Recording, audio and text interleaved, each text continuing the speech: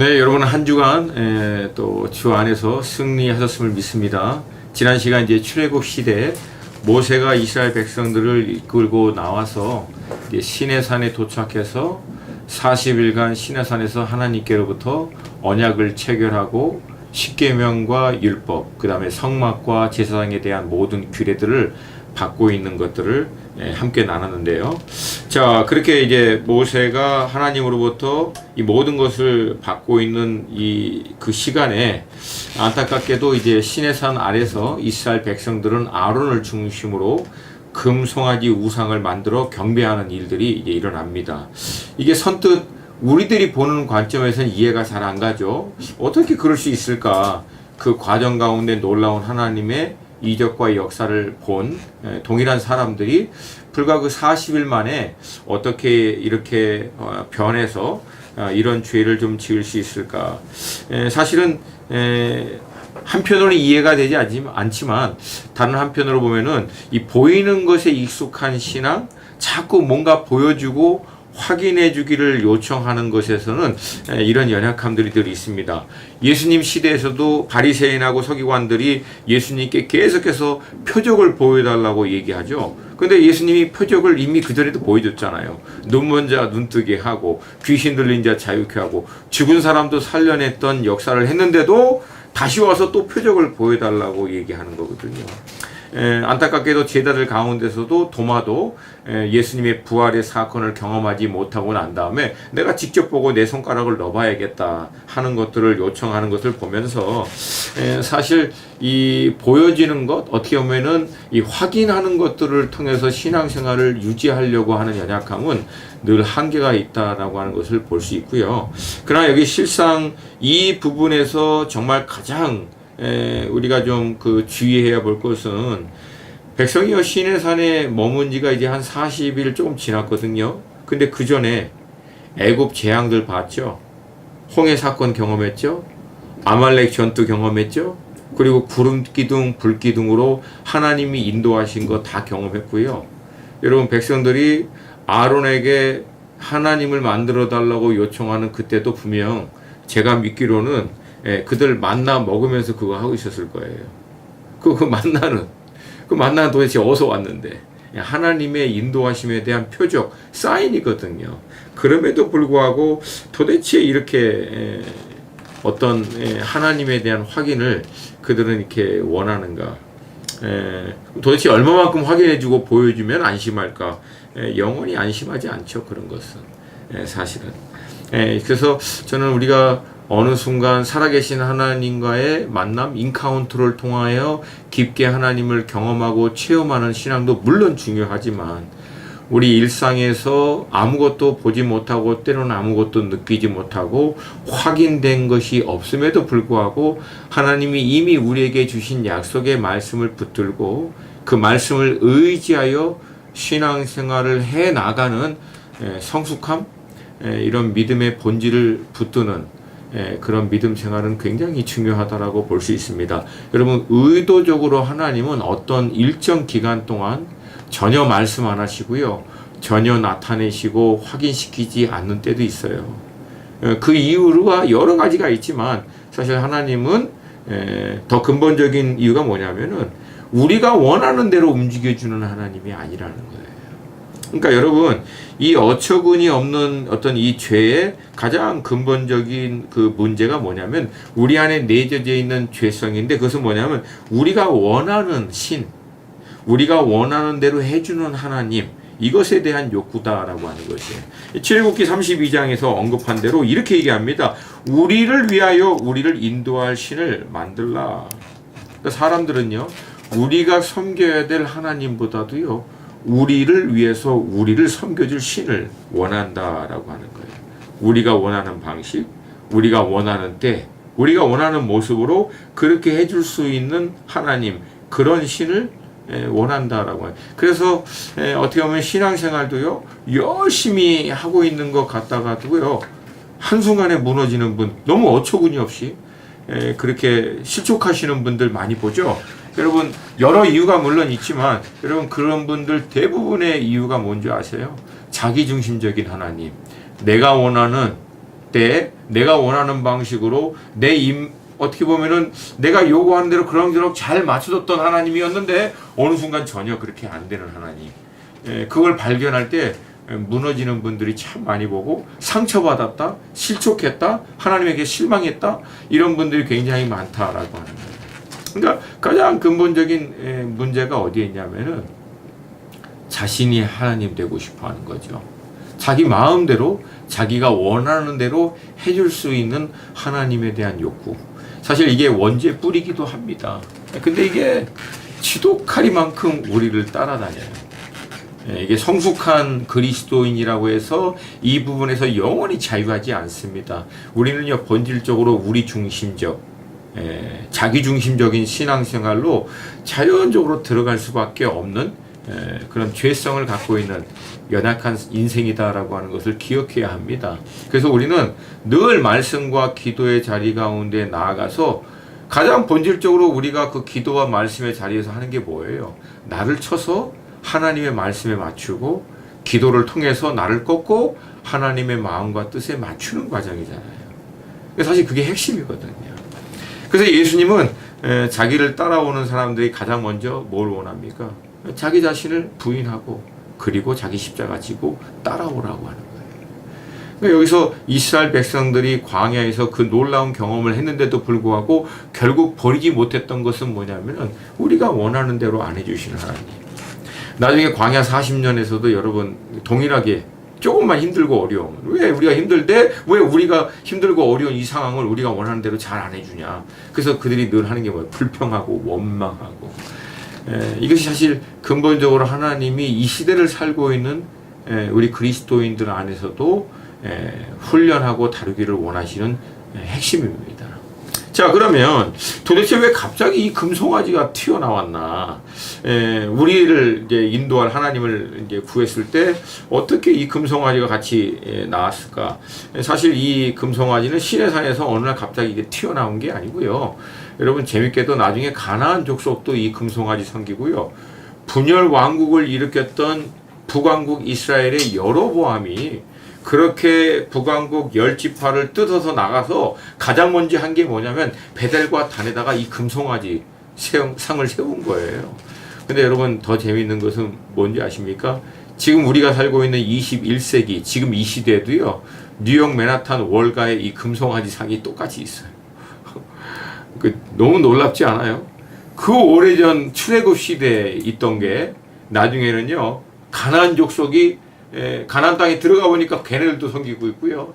나중에 이스라엘 왕국을 세운 데도 북왕국 이스라엘도 그걸 세워놓고요. 그렇게 수천 년이 지난 21세기인 지금도 뉴욕 맨하탄에 이 황금상이 그 월가 한복판에 딱 중앙에 놓여 있다라고 하는 거예요. 도대체 이놈의 이 금송아지 상이 뭘 그렇게 해줄 거라고 생각해서 사람들이 이렇게 믿는지 아이러니컬하죠. 근데 저는 오래전에 이거 비슷한 경험을 했어요.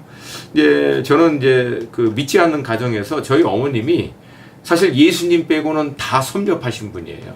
절도 다니시고 무당에게도 가고 점도 보고 또 이렇게 제사도 지내고 또 막 그 국도 하시고. 근데 어느 날 이제 아버님이 너무 이제 몸이 안 좋으셔서 유명하다라고 하는 무당 불러서 구판을 벌리신 거예요. 근데 그때 제가 중학생이었어요. 중학생이었는데 고등학생이었나? 중학생이나 고등학생 그때였어요. 근데 이제 그 구판을 벌리고 있는데 어린 마음으로 이렇게 구경을 하고 있는데 그 굿하는 가운데 그 돼지 머리가 딱 나 있잖아요. 근데 그때 제 생각이 그래요. 참 이게 좀 이상하다. 저 돼지는 자기도 자기를 감당이 안 돼갖고 결국 사람한테 잡혀서 푹 삶아가지고 머리가 잘려서 저 앞에 놨는데 왜 저기 앞에다가 비나이다 하지? 제가 뭘 해줄 수 있을까? 그러니까 여러분 우리가 그렇게 어리석다는 얘기예요. 성경에서 얘기했듯이 나무 한 터먹 절반 잘라서 땔감 쓰고 절반은 깎아서 우상 만들고 그 앞에서 비는 거. 근데 이 우상이 여러 다양한 모습으로 나타나고 있지만 실질적으로 하나님이 아닌 것, 스스로 존재할 수 없는 의존적인 존재인 것, 아니면 생명 자체가 없는 의존적인 존재인 누군가에 의해서 만들어진 것을 우리는 계속 의지하여 비나이다. 그것이 마치 내가 원하는 대로 해줄 수 있는 것처럼 착각하고 있는 이 본질적인 문제에서부터 우리는 자유해야 될 줄로 믿습니다. 사람들이요 똑똑한 것 같지만 실상은 굉장히 어리석다라고 하는 거예요. 자, 이 금송아지 우상을 놓고 모세가 아주 그냥 전문용어로 뚜껑이 열리죠. 너무 화가 나면서 이기게합니다. 이 백성이 당신에게 어떻게 하였기에 당신이 그들을 큰 죄에 빠지게 하였느냐 이렇게 묻더니 여러분 아론의 대답이요. 이 아담이 하와가 처음 이 선악과 먹고 난 다음에 했던 대답하고 굉장히 똑같아요. 이 흐름이요. 나중에 여러분 본문을 한번 보세요. 그리고 창세기 2장에서 아담과 하와가 죄를 짓는 본문하고 이렇게 굉장히 흡사합니다. 흐름이. 이때 아론이 뭐라고 얘기하면 아론이 이르되 내 주여 노하지 마소서 이 백성의 악함을 당신이 하나이다. 그러니까 이 백성들 때문에 그렇다고. 이 백성들이 얼마나 악한지 아시지 않냐고. 그렇게 변론하면서요. 아론이 얘기합니다. 내가 불에 던졌더니 이 송아지가 나왔나이다. 진짜로요? 불에 던졌는데 그냥 쑥 나왔습니까? 아니에요. 출애굽기 32장 4절에서 이렇게 얘기합니다. 아론이 그들의 손에서 금 고리를 받아 부어서 조각칼로 새겨 송아지 형상을 만드니. 그러니까 조각칼로 구체적으로 새겨서 만들어서 금송아지를 만들어 놓고 불에 던졌더니 나왔다라고 거짓말하고 있는 거예요. 그러니까 여러분 결국은 우상은요 우연히 어쩔 수 없는 상황에서 어쩌다 보니까 그냥 나온 게 절대 아닙니다. 우상은요 구체적이고 원하는 모습으로 만들어서 우리 안에 자리 잡고 있다라고 하는 거예요. 여러분 여기서 우리가 다시 한번 좀 잘 생각해 봐야 돼요. 우상이라고 하는 것이 뭐 흔히 우리가 알고 있는 너무나 분명한 것들 그것이 아닐 수 있죠. 어느 순간 우상처럼 내 안에 자리 잡아서 내가 더 의지하고자 하는 것들, 하나님에 대한 확인, 어떤 확신, 하나님에 대한 어떤 의지하는 믿음이 내 안에서 식어갈 때, 흔들릴 때마다 뭔가 나의 마음과 생각을 더 빼앗아가는 누구, 어떤 것. 여러분 그것은 내가 구체적으로 알게 모르게 내 안에서 계속해서 만들어가고 있는 우상이다라고 하는 거예요. 자, 그러면 이러한 우상에 대한 문제를 근본적으로 해결하기 위해서는 어떻게 해야 하는가? 여기에 근본적인 문제를 위해서 출애굽기 33장 5절에서 하나님은 모세를 통해서 이스라엘 백성들에게 명합니다. 너희는 장신구를 떼어내라. 그리하면 내가 너에게 어떻게 할 것인지 정하겠노라. 여기서 얘기하는 장신구는 뭐예요? 그들로 하여금 우상에게 하나님이 아닌 어떤 것에 빼앗기도록 만드는 모든 것들, 구체적인 것들 다 떼어서 전부 다 끊어버리라는 거예요. 일종의 영적인 속가내기 작업과 마찬가지죠. 이건 우리 개인이나 공동체 차원에서도 마찬가지예요. 1년이나 아니면 어느 특정한 시간 가운데 한 시간을 딱 정해놔서 우리는 하나님 앞에 깊게 말씀이나 기도를 통해서 나아가서 어느덧 하나님보다 내 안에 내가 더 의지하려고 하는 것들, 아니면 그것들로 인해서 오히려 하나님께로부터 받는 어떤 마음의 안정감, 아니면 마음의 어떤 평강, 어떤 그런 확신, 이런 것들에 대해서 더 빼앗기는 것들, 이것들을 하나하나 좀 힘들지만 철저하게 돌아보면서 이것들을 예수 그리스도의 이름으로 끊어내고 성령의 불로 다 태워야 될 줄로 믿습니다. 여러분, 이것은요, 늘 우리 자신을 돌아보는 이런 시간들을 통과하지 않고는 유일한 해결책이 없습니다.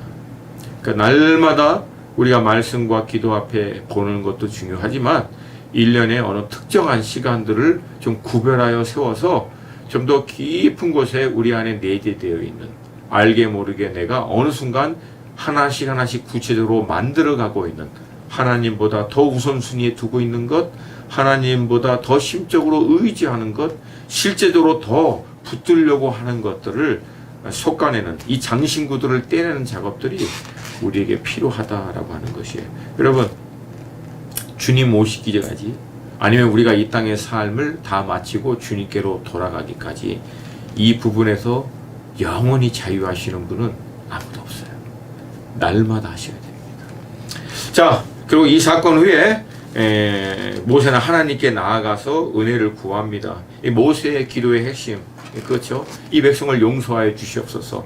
그렇지 않다면 생명책에서 내 이름을 제하여 주시옵소서. 여러분, 이거 모세의 입장에서는 결코 가볍고 쉬운 기도는 아니죠. 그만큼 자신이 영적인 리더로서 자신을 따라오는 그 백성들을 향한 어떤 간절함, 아비의 마음이 모세 안에 있는 게 보입니다. 결국 이걸 주님 앞에 간절히 갖고 나아가서 결국은 하나님으로부터 죄를 용서받는 은혜까지 어떻게 보면은 받습니다. 어쩌면 이제 모세의 입장에서는 이 상황에서 죄송한 마음, 그리고 또 감사하는 마음에서 주님 감사합니다 하고 끝낼 수 있을지도 모르겠어요. 근데 여러분, 재밌는 것은요, 모세는 여기서 멈추지 않습니다. 하나님께서 이스라엘의 범죄 후에 분명히 화를 이들을 내리지 않고 이들을 용서해 주겠다고 얘기하고요. 그 다음에 이스라엘 백성들을 인도할 사자를 보내주시겠다라고도 얘기하십니다. 근데 용서받고 하나님의 사자가 그 갈 길을 인도해 준다라고 하는 이 부분에서 모세는 만족하지 않아요. 멈추지 않아요. 여기서 모세는 결국 하나님께 더 간절히 나아가면서 뭘 요구하냐면 함께 가달라는 거예요. 단순히 도와주고 도울 수 있는 천사들 보내주고 인도자 보내주는 수준에서 멈추지 않고 하나님 함께 해 주셔야 합니다. 그래서 결국 출애굽기 33장 14절에 보면 여호와께서 이르시되 내가 친히 가리라 내가 너를 쉬게 하리라. 결국 하나님이 모세와 이스라엘 백성과 동행해 주실 것을 또한 결정하십니다. 여러분, 저도 이제 신앙생활을 조금 하면서 내린 결론이 있어요. 문제 해결이 관건이 아니에요. 도움받는 것, 필요한 것 공급받는 게 핵심이 아닙니다. 주님이 함께하고 계시다라고 하는 확신을 나의 삶 가운데 갖고 있는 것만큼 우리로 하여금 어떤 유혹, 그리고 어떤 고난, 어떤 상황에서도 돌파할 수 있는, 넉넉히 이길 수 있는 이 모든 힘이 어디서 나오냐면요, 주님 나와 함께 하신다. 주님이 여전히 나의 이 믿음의 여정에서 우리 가정 가운데, 우리 공동체 가운데 힘들고 어렵지만 주님이 함께 하신다. 이 확신이 있을 때요, 우리는 모든 어려움을 넉넉히 이길 수 있다라고 하는. 반대로요, 다 가지고 있고 다 풍성하고 모든 거 다 누려도 어느 순간에 우리 안에 주님이 함께 하신다라고 하는 부분의 이 확신, 마음의 어떤 그런 심적인 어떤 그 임재에 대한 어떤 느낌, 뭐 어떤 감정적인 부분만 얘기하고 있지 않아요. 주님이 함께 하신다라고 하는 것을 아는 것, 이것을 이미 아시는 분은 무슨 말인지 알아요. 근데 이게 없으면은요, 다 갖고 있어도 우린 절대 샬롬을, 그 평강을 누릴 수 없다라고 하는 거예요. 그러나 광야 한복판에 어떤 어려운 상황 가운데 놓여 있더라도 우리 이름을 부르시고 우리와 동행하여 주시는 주님의 임재가 그 자리에 함께 있다라고 하는 확신이 우리 가운데 있을 때, 그럼 우리는 넉넉히 이길 수 있는 줄로 믿습니다. 그럼 모세는 그걸 알았어요. 어떻게 이거에 대한 어떤 간절함이 모세 안에 있었을까요? 제가 추정하기는요, 모세의 두 번째 40년, 장인 이드로의 집에서 40년간 광야에서 그 양치고 있을 때 하나님이 한 번도 모세에게 찾아오지 않았고 40년을 침묵하면서 지냈거든요. 모세는 그걸 통해서 하나님이 자기에게 나타나 주시고 하나님이 자신과 함께, 왜? 내가 너와 함께 하리라. 바로에게 보내시면서 내가 너와 함께 하리라. 이스라엘 백성들을 이끌고 나갈 때 내가 너와 함께 하리라. 하나님 계속 주신 약속의 말씀이거든요. 그러니까 이게 있는 게 얼마나 소중하다라고 하는 것을 아마 모세는 알았을 거예요. 그래서 이걸 절대 안 놓는 거죠. 그래서 여러분, 주님이 함께 하시는 것에 대한 체험, 확신을 가지신 분들은요, 이게 흔들릴 때 다 내려놓습니다. 그리고 이것을 다시금 확인받는 자리로 들어갑니다. 왜? 여기서 주는 축복이 얼마나 큰지를 잘 알기 때문에 그래요. 전 여러분이 여러분의 믿음의 이 삶의 과정에서 주님이 함께 하시고 다윗이 어디 가든 승리하는 데 이유가 뭐죠? 여호와께서 그와 함께 하시고 이 확신이 여러분과 저에게도 있기를 주님의 이름으로 축복합니다. 자, 그러면 이제는 할렐루야 해야죠. 주님 함께 하시니까 할렐루야! 주님 감사합니다. 그리고 이제 털고 일어날 수 있을 것 같은데 여러분 제가 이 부분 다시 좀 정리하면서 모세가 정말 대단하다라고 하는 걸 느꼈어요. 모세에게는 아마 이 침노하는 믿음이 있는 것 같아요. 모세가요 여기서 멈추지 않습니다. 여기서 한 단계 더 나가요. 그러면서 뭘 요구합니까? 여호와의 영광을 내게 보여달라고. 왜 그랬을까요? 이 부분이 분명 어떻게 보면은 영적인 어떤 뭐 탐심, 영적으로도 막 그 탐욕으로 이렇게 원하는 사람도 있거든요. 근데 분명히 그런 것은 아닌 것 같아요. 근데 어쩌면은 모세의 입장에서 앞으로 이 백성들을 이끌고 40년의 광야를 가는 데 있어서 뭔가 하나님에 대한 더 깊은 어떤 확신, 이것이 모세에게 필요하지 않았나. 어떻든 이유는 아무도 모르죠. 모세가 하나님께 요청한 거기 때문에. 그러나 한 가지 분명한 것은 모세는요 영적인 부분에 있어서 하나님과 인카운터하고 그분의 임재 가운데 들어가는 부분에 있어서는 멈추지 않았다는 거예요. 근데 사실 상황이요 모세가 그렇게까지 깊게 하나님께 요청할 수 있는 상황은 사실은 전혀 아니에요. 백성이 죄져서 지금 하나님이 야, 너 떠나. 내가 이거 다 쓸어버릴 거야. 그 상황에서부터 시작해서 용서 구함 받고 천사 보내준다라고 하는 거, 인도하는 사람 보내줄 거라고 하는 거 약속 받고 거기에서도 하나님 나중에 함께 해달라고 하는 것까지 떼써서 하나님 내가 너와 함께 해줄게까지 다 받은 상황에서 어떻게 보면은 벼룩도 낯짝이 있지 뭘 더 요구합니까? 라고 얘기할 수 있는 상황인데 여러분 모세는 하나님 얼굴을 내게 보여달라고 영광을 내게 보여달라고 요청합니다. 와, 물론요 제가 이거는 얘기해야 될 것 같아요. 여러분 그래서 우리도 하나님 얼굴 보여달라고 하나님 영광 우리에게도 보여달라고 막 하나님께 떼쓰면 되냐. 잘못하면요 잿더미 됩니다. 하나님 영광 잘못 보시고. 그러니까 여기서 이 모세가 갖고 있는 하나님의 어떤 친밀함, 어떤 확신, 이런 부분에 있어서 우리가 좀 도전을 받는 건 맞대. 여러분 모세가 요청하는 것을 우리도 무작정 요청해야 한다. 그거 이전에 과연 모세가 갖고 있는 하나님에 대한 이 마음, 믿음, 이 확신, 이 과정, 이것이 우리들 안에도 있는가? 이것도 함께 봐야죠. 그러면서 우리도 모세가 갖고 있는 그 믿음의 장성한 분량에까지 나아갈 수 있는 여러분과 제가 되기를 주님의 이름으로 축복합니다. 결국은 이제 금송아지 만들고 있던 이제 백성들을 보고 나서 모세가 하나님께로부터 직접 받고 십계명을 받았던 그 돌판을 던져서 깨트려 버립니다. 그리고 나서 하나님께서 다시금 돌판에 십계명을 이제 써 주실 때 두 번째는 돌판을 모세에게 스스로 준비하라고 명령하십니다. 이런 부분에서는 여러분 질문을 하셔야 돼요. 왜 첫 번째 돌판은 하나님이 친히 만들어서 그 위에 직접 새겨서 주셨는데 두 번째는 하나님이 돌판을 만들어서 새겨서 주지 않고 모세 보고 스스로 만들으라고 했을까? 만들기 귀찮아서? 전혀 그런 뜻은 아니겠죠. 여기서는 우리가 조그만 상상력을 좀 동원했어야 될 필요가 있는데요. 자, 시내 산이 이제 앞에 있고요. 그 시내 산 밑에 이 넓은 광야에 학자들이 이제 대충 보면 이제 장정만 60만 명이니까 아무리 못해도 250만 명 전후 많게는 350만 명까지 볼 수 있는 어마어마한 거죠. 근데 이게 뻥 뚫린 광야예요. 그래서 이 광야 내의 특징은 뭐냐면 소리가 메아리가 쳐요. 작은 소리에도 에코가 울립니다. 나중에 한번 여러분 광야를 경험해 보시면 무슨 말씀인지 아세요. 근데 이제 두 번째 돌판을 만들기 위해서 이제 막 문제 해결되고 막 두렵고 막 있던 백성들이 이제 다 각자 이제 자기 그 처소에 장막에 이제 있고 모세는 하나님께로부터 다시금 두 번째 십계명을 돌판에 받기 위해서 이제 깎아야 돼요. 그러면 여러분 광야에 이제 이제 가져다가 거기서부터 이제 자를 거 아니에요.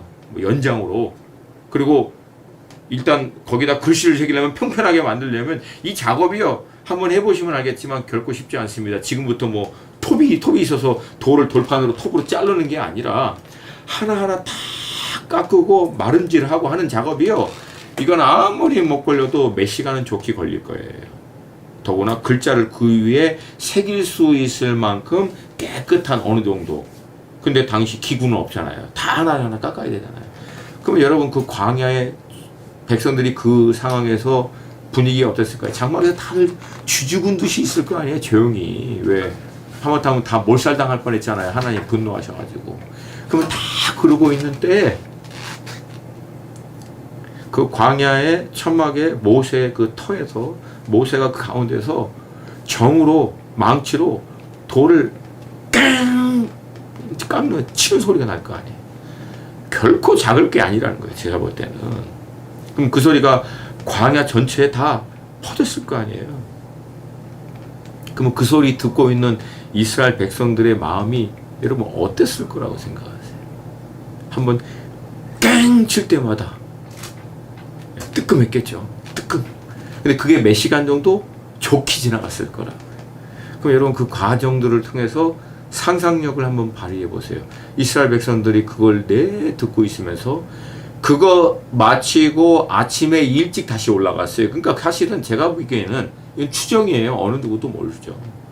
밤새도록 그 작업한 거예요. 아무도 거의 못 찾겠죠.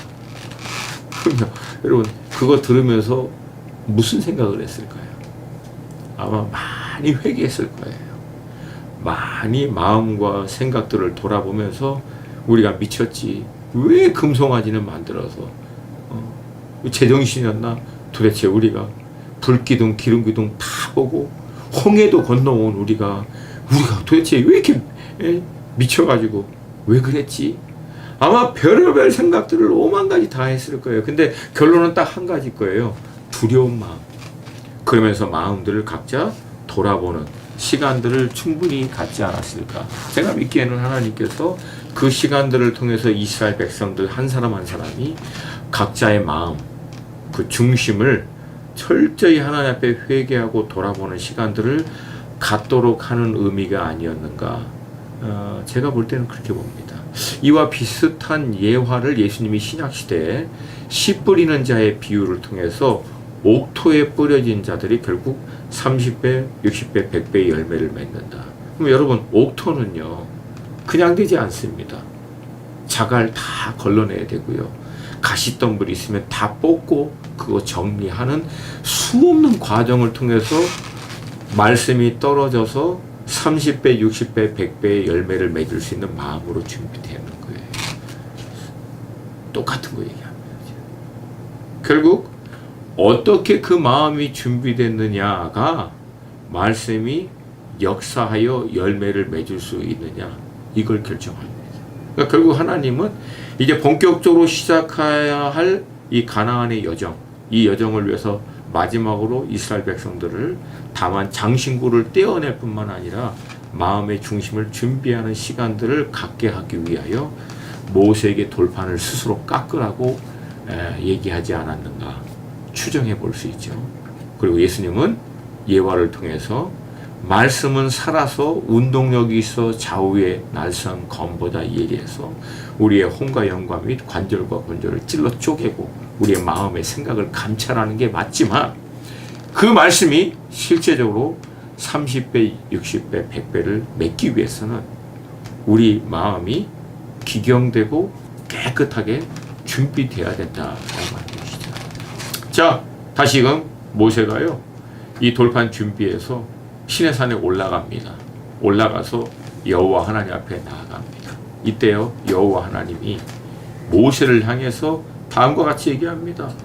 여호와라 여호와라 자비롭고 은혜롭고 노하기를 더디하시고 인자와 진실이 많은 하나님이라. 여러분 이거 하나님이 이거 왜 얘기했을 거라고 생각하세요? 내가 누군지 제발, 내가 어떤 하나님인지 제발 좀 알아라. 지금 그 얘기하는 거예요. 왜? 이스라엘 백성들이 하나님이 어떤 분이신지를 모르니까 다 경험하고도 또 그 어처구니 없는 실수를 하니까 그렇게 올라온 모세를 대표로 해 하나님이 얘기하는 거예요. 제발 내가 어떤 하나님이신지 알라. 내가 어떤 하나님인지, 얼마나 자비가 많고 은혜가 많고 노하기를 더디하시고 인자와 진실이 많은 하나님이지 너희들이 제발 좀 알아서 나를 온전히 신뢰하고 내 말을 순종해라. 여러분, 이 동일하신 하나님의 음성이 이 시대에도 우리에게 여전히 선포되고 있는 줄로 믿습니다. 여러분, 제가 이제 이렇게 신앙생활을 하면서 훈련을 하다 보면은 늘 갖고 있는 어떤 성도들을 하나님께로 견인하는 역할을 하는 어떤 목회자의 입장에서 갖고 있는 답답한 것은 뭐냐면, 하나님을 너무 모른다. 나를 비롯해서 우리들이 하나님이 정말 어떤 분인지 알면, 정말 하나님이 어떤 분이신지를 알면 안 그럴 텐데, 우리가 하나님을 몰라도 너무 모른다. 자기 아들을 우리가 죄인이었을 때 십자가에 죄의 삭을 대신 지불하기 위하여 내어주시기까지 사랑하신 하나님이 이미 구원받아 이제 하나님의 천국 자녀가 돼서 이제 하나님의 뜻에 따라 살고자 사는 우리의 삶 가운데 뭘 더 못해 주시겠냐? 뭘 더 안 해 주시겠냐? 인색해서, 부족해서, 덜 사랑해서? 아니잖아요. 근데 때로는 우리는 너무 쉽게 실망했다고, 상처받았다고, 화가 난다고, 왜 이러냐고, 그럴 때가 너무나 많습니다. 여러분,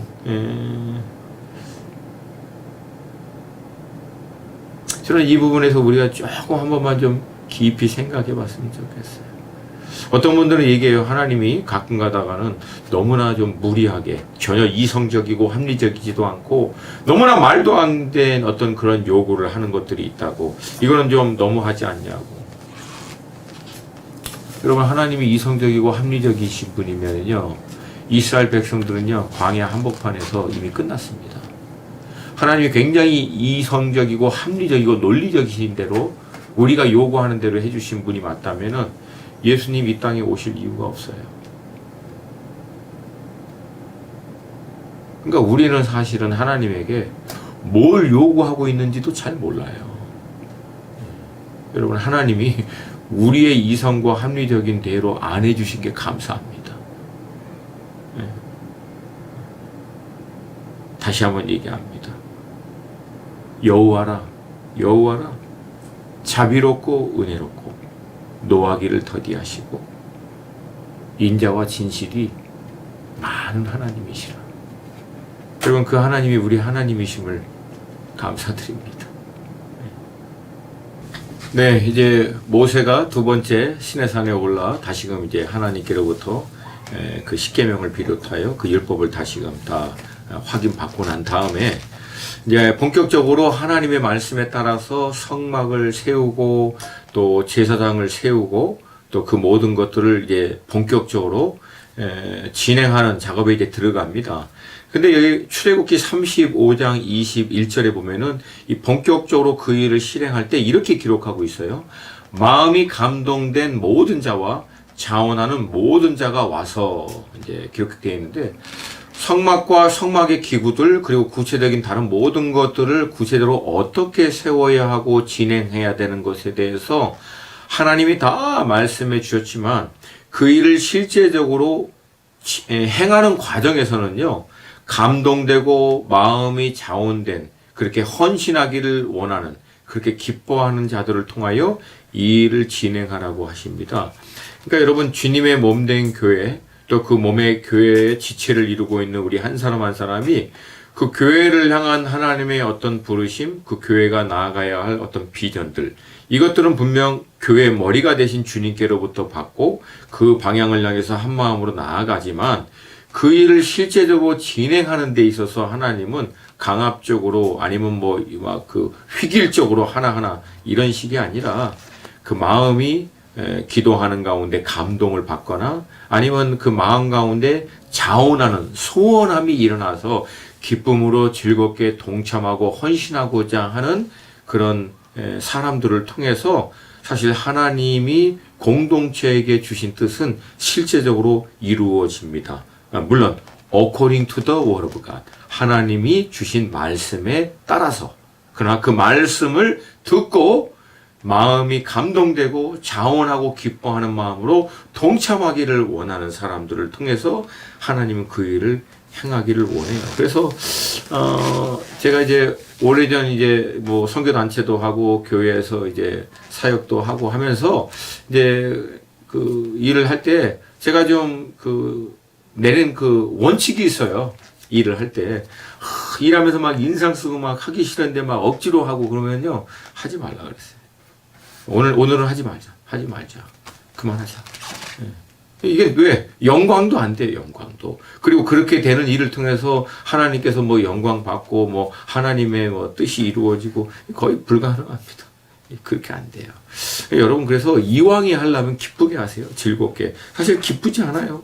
하나님이 나를 이 일에 불러주시고 또 내 안에 소원을 두시고 그 일을 하도록 하는데, 물론 그 일을 구체적으로 행하는 과정에서 어떤 충돌도 있고 마음이 상할 때도 있고 어려움도 있는 건 물론, 왜? 우리 모두 다 불완전한 사람이기 때문에, 죄성을 갖고 있는 사람이기 때문에 어려움이 있어요. 그러나 그 모든 과정에서도 잊지 않아야 될 것이 한 가지예요. 하나님께 하는 거예요. 주님께 하고 주님을 위해서 하는 거라는 거예요. 주님의 영광을 위해서. 여러분, 그 마음을 놓치지 않기를 주님의 이름으로 축복합니다. 자, 특별히 여기서 이제 우리가 주목해야 볼 것은 이 모든 율법과 이 성막과 이것들을 어떻게 짓는가에 대한 것들을 받는 사람은 모세가 결국 그걸 다 받아요. 근데 재밌게도 그 일을 실제적으로 진행하는 부분에서는 여러 사람이 각자 자기의 역할과 자기의 직무들이 다 있다라고 하는 거예요. 쉽게 얘기해서 이스라엘이라고 하는 이 공동체가 가나안 땅이라고 향해서 나아가는, 하나님이 이제 그 조상 아브라함에게 기업으로 주신 약속의 땅을 향해서 나아가는 이 비전은 똑같지만, 그 비전을 향해서 나아가기 위하여 각자가 감당하는 역할, 그 직무들은 다 다르다는 거예요. 대표적으로 모세는 리더죠. 아론과 그 아들들은 제사장으로서의 역할을 하죠. 레위 지파는 제사장들을 도와서 성막과 그 제사의 일들을 실제적으로 섬기는 사람으로서의 부르심을 받고요. 백성 중에 이렇게 얘기합니다. 능력 있고 하나님을 두려워하고 진실하며 불의한 이익을 미워하는 자들은 천부장, 백부장, 50부장, 10부장으로 세워서 중간 리더십으로 백성들을 다 섬기죠.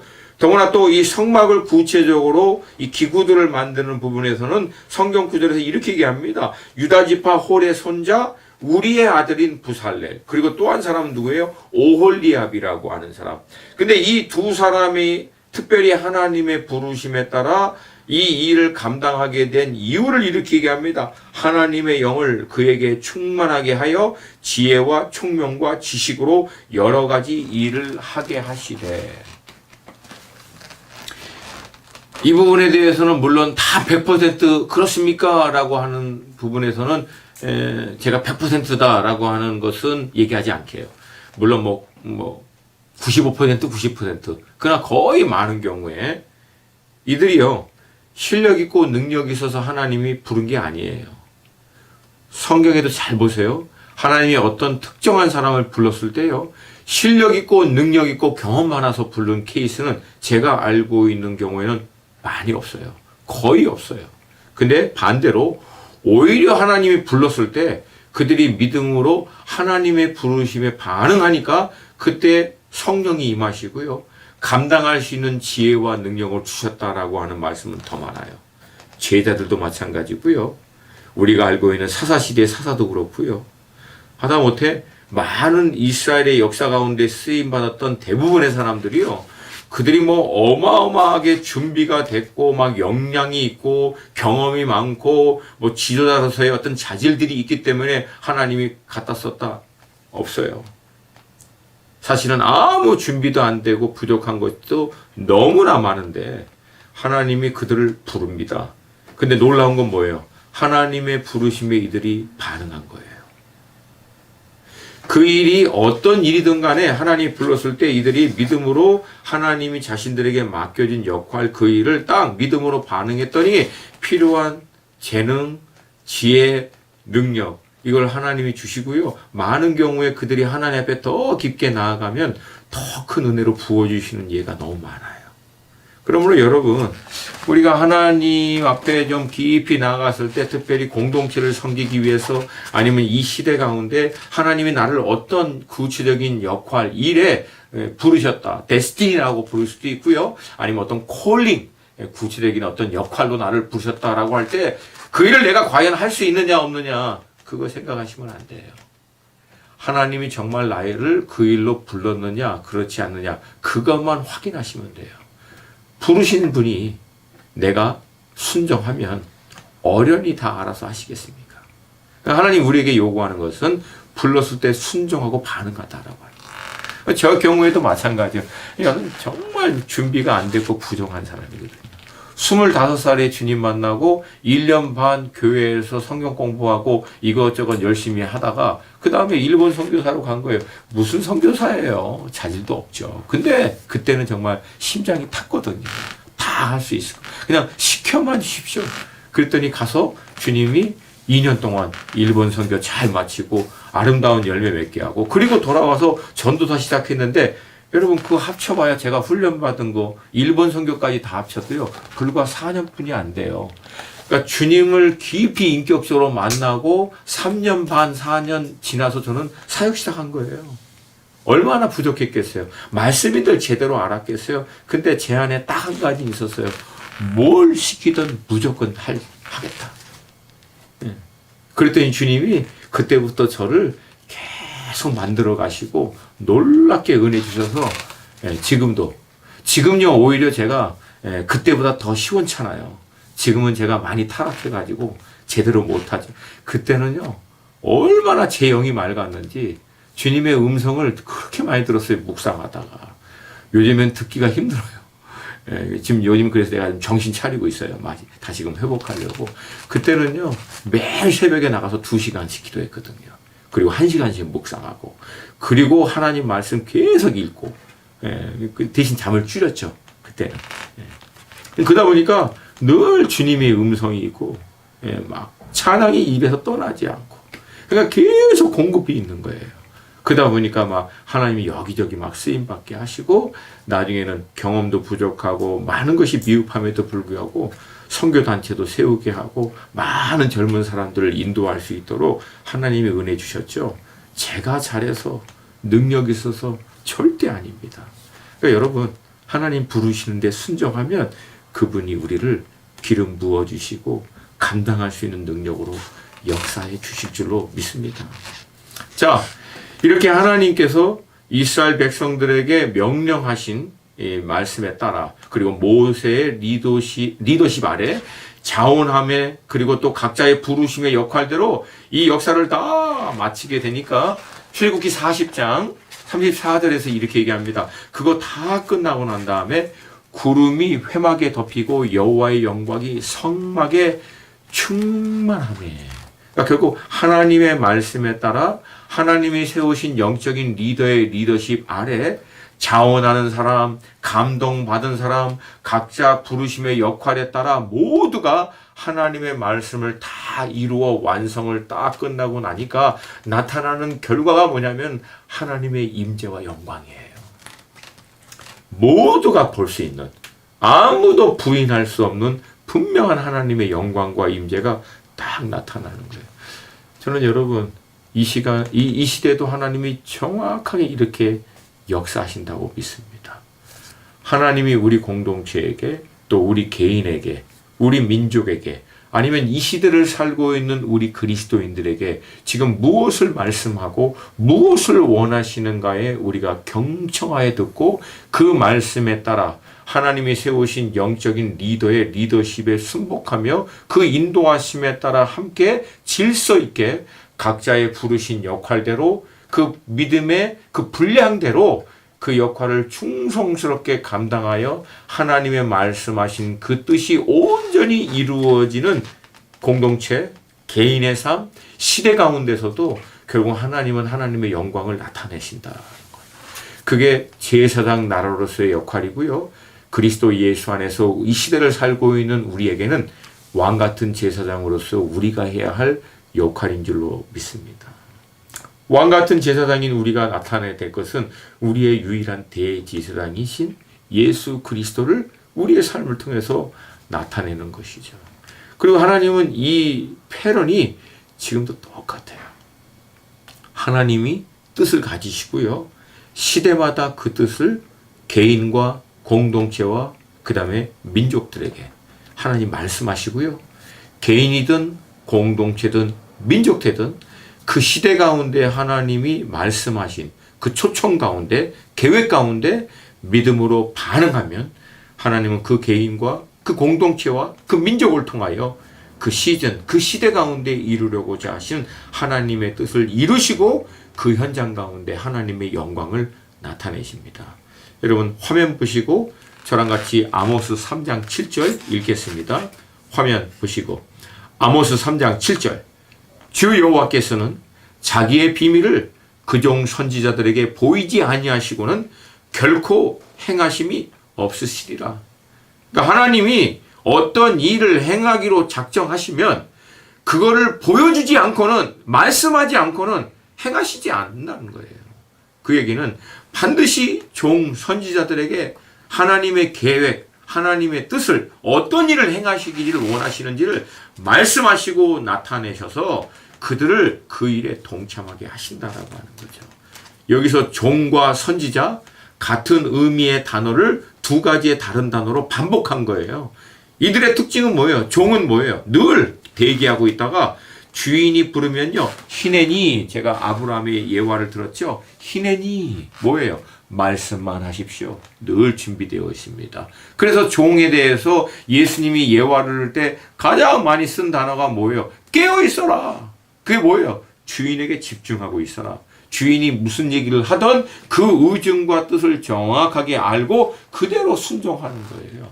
하나님이 우리가 이해하지 못할 만큼 굉장히 영적으로 심오하고 깊고 복잡한 어떤 계획과 뜻을 얘기해 주는 절대 그렇지 않습니다. 그거 다 거짓말이에요.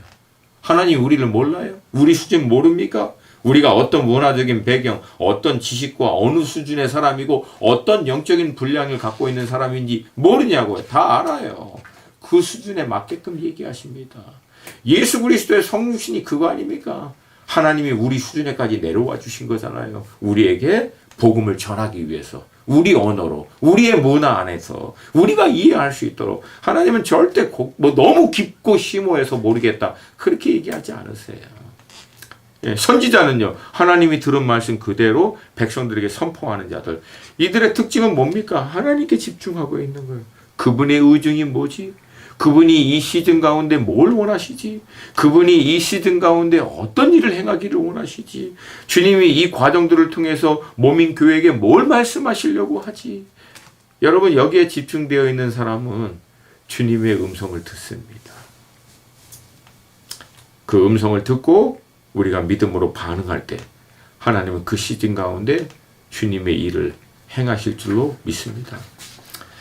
자, 오늘 총 이제 8개 시대 가운데 세 시대인 첫 번째 창조 시대, 그 다음에 이제 족장 시대, 그리고 오늘 이제 출애굽 시대를 이제 마치게 됩니다. 그리고 이제 다음부터는 이제 네 번째 시대인 광야 시대를 할 거고요. 그 다음엔 가나안 정복 시대, 다음에 사사 시대, 그 다음에 통일 왕국과 분열 왕국 시대. 다시 한번 얘기합니다. 이제 그 성경을 역사의 시간 순서대로 우리가 쭉 나열을 했죠. 쭉 나열을 하고 난 다음에 그 역사의 시간표 안에서 일어난 주요한 사건들을 핵심으로 해서 함께 이렇게 쭉 밟고 가고 있어요. 그래서 창세기 안에서는 창조 시대와 우리가 족장 시대 했고요. 출애굽기를 통해서 출애굽 시대 했습니다. 그 다음에 이제 우리 민수기가 바로 우리가 알고 있는 대로 광야 시대입니다. 그리고 민수기를 지나고 난 다음에 여호수아가 가나안 정복 시대, 이렇게 이제 쭉 나열해서 들어갈 겁니다. 그래서 혹시 이번 성경 개론에는 숙제가 없나요? 막 그런 분들이 있으면요, 여러분 다음 시간 전까지 여러분들이 민수기를 쭉 읽으시면 너무 좋아요. 그러면 이제 민수기 그 흐름을 맞춰서 우리가 광야 시대를 같이 나누도록 하겠습니다. 자, 그러면 이제 중간에 빈 것들이 있죠. 이번에는 이제 하고 이제 출애굽기에 있는데 중간에 이제 레위기가 비죠. 레위기에 대해서 이제 잠깐 좀 설명을 해드릴게요. 여러분 그 레위기 차트를 먼저 좀 같이 저랑 같이 보면서 설명을 드리겠습니다. 레위기 말씀은요, 시내산에서 모세가 하나님께로부터 율법과 막 계명들을 받을 때 특별히 이 제사에 대한 것들을 이제 받을 때 그거를 잘 정리해서 이제 기록한 말씀이에요. 근데 이 레위기 말씀은 크게 이제 두 가지 부분으로 딱 나눕니다. 여러분 이제 차트 보고 계시죠? 1장부터 10장까지는요. 하나님께 나아가는 길. 다른 말로 하면 하나님께 제사하는 것에 대한 기록이고요. 11장부터 27장까지 이것은 하나님과 동행하는 길. 다른 말로 하면은 실질적인 삶 가운데 어떻게 하나님과 내가 동행하는 사람인지를 나타낼 것인가에 대한 것들. 그래서 막 정결법, 속죄일, 하나님과 동행하는 절기, 뭐 이 상과 벌 이걸 쭉 설명하고 있어요. 자, 좀 이거를 좀 쉽게 표현하면요. 하나님께 나아가는 길, 이건 이제 제사법에 대한 건데, 우리가 이제 레위기를 깊게 보면은요, 제사하는 방법이 굉장히 구체적이고 세밀하게 나옵니다. 근데 여러분, 자세히 보면은요, 하나님의 의중은 제사를 어떻게 드려야 되는가에 대한 방법에 집중되어 있지 않아요. 다시 말씀드립니다. 제사를 어떻게 드려야 되는가에 대한 방법에 그 말씀의 핵심이 있지 않고요. 그렇게 하나님이 가르쳐준 구체적인 방법으로 우리가 제사를 드릴 때 어떠한 태도와 마음으로 드리느냐, 여기에 더 집중되어 있는 것을 볼 수 있게 됩니다. 보세요. 제사를 드리는 법을, 구체적인 방법을 가르쳐줘도요. 그 제사의 구체적인 방법, 그 법을 어떤 태도와 마음으로 드리느냐에 따라서, 그 과정들을 밟느냐에 따라서 결국 하나님 앞에 얼마나 온전한 기뻐하는 제사가 되느냐 안 되느냐는 하늘과 땅 차이로 다 갈립니다. 그러니까 결국은 여기서는 제사를 드리는 방법에 대한 게 아니고요.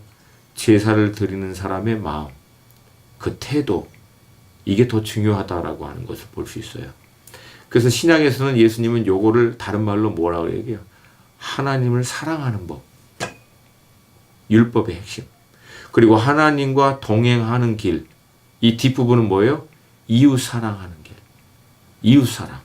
그러니까 여러분 구약과 신약은 전혀 별개가 아닙니다. 레위기는 하나님에게 나아가는 길, 하나님을 사랑하는 방법이에요. 그러니까 너희들이 나를 사랑하고 나를 섬기려면 나는 너희들이 이렇게 해줬으면 좋겠어. 무슨 말씀인지 알겠죠? 그러면 그 방법대로만 하면 그러면 다 됐느냐? 그게 아니죠. 그 방법을 행하는 나의 마음, 나의 태도. 그러니까 나에게 이렇게 사랑해줘. 그러면 무조건만 그렇게만 사랑을 표현하고 말만 해주면 되느냐? 아니죠.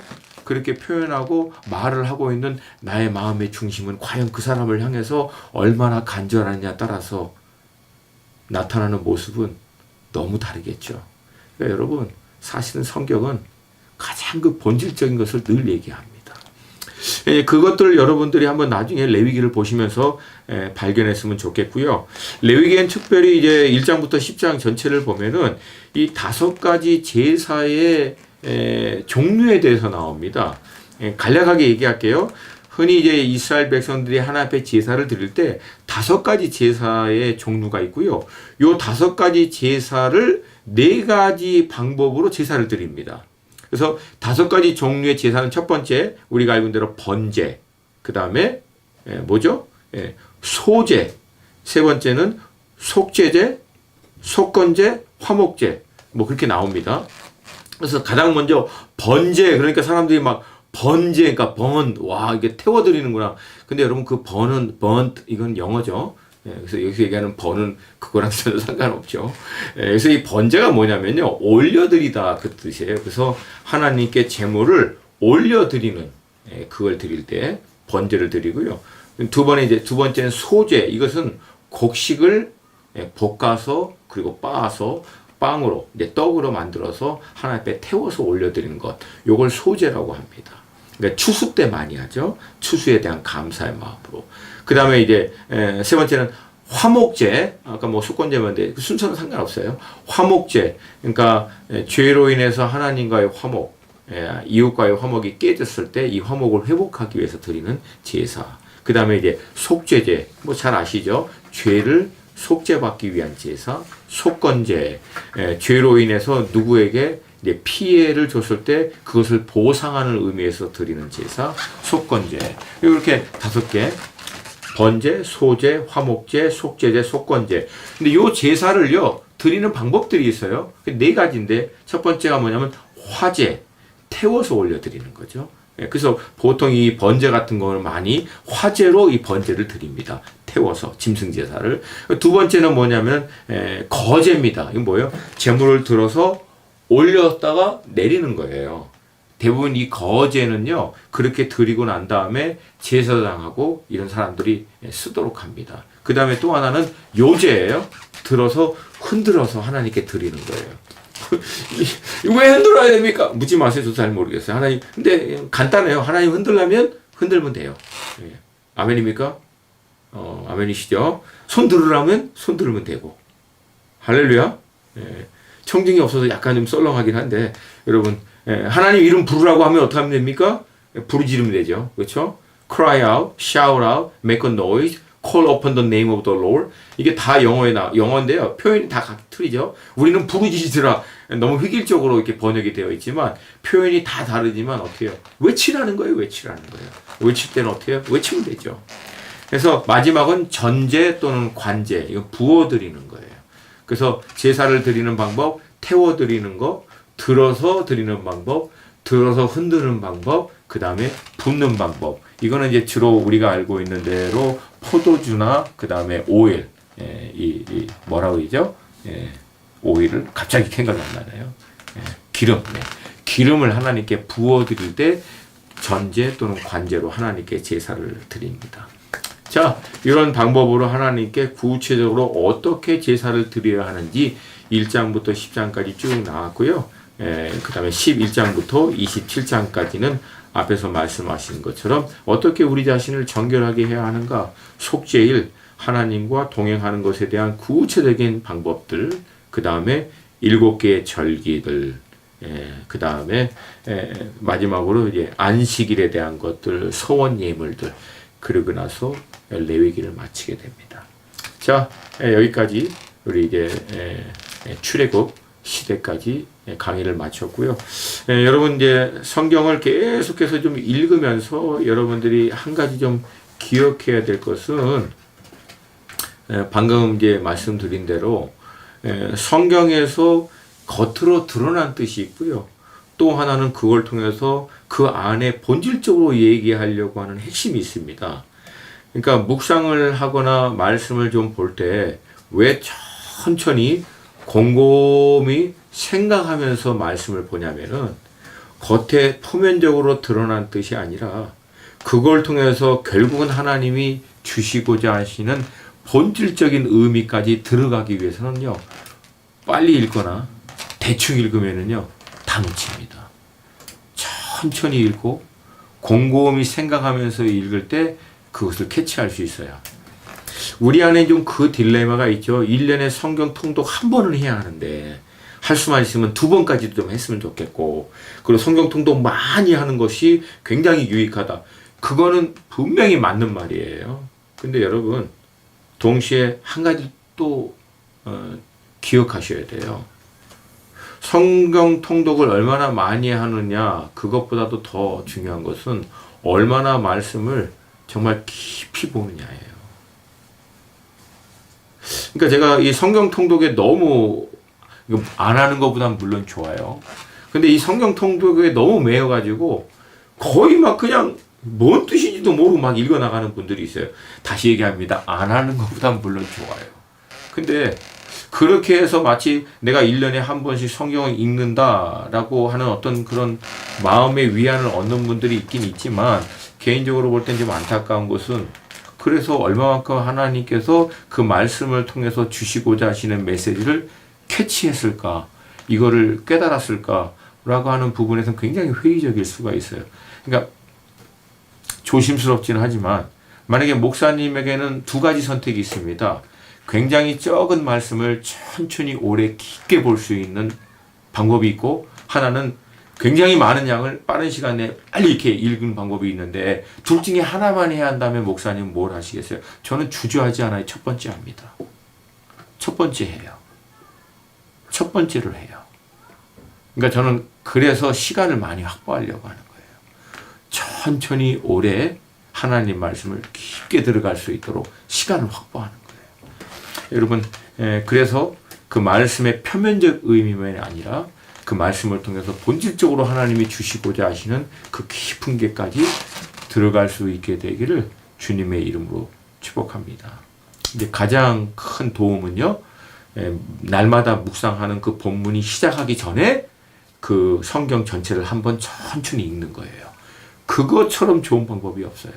지금 우리 시편 할 때 시편 1편부터 150편을 쫙 한번 천천히 읽고, 그 다음에 시편을 묵상하는 방법. 다음 시간에 우리가 민수기 한다 그랬잖아요. 이제 그 광야 시대. 그럼 민수기를 일주일 시간이 있으니까 천천히 읽어보세요. 그래서 민수기 안에 깊은 곳에 그 의미도 미리 준비할 수 있기를 주님의 이름으로 축복합니다. 네, 한 주간도 승리하시고, 저는 다음 시간에 여러분 다시 찾아뵙겠습니다. 네, 축복합니다.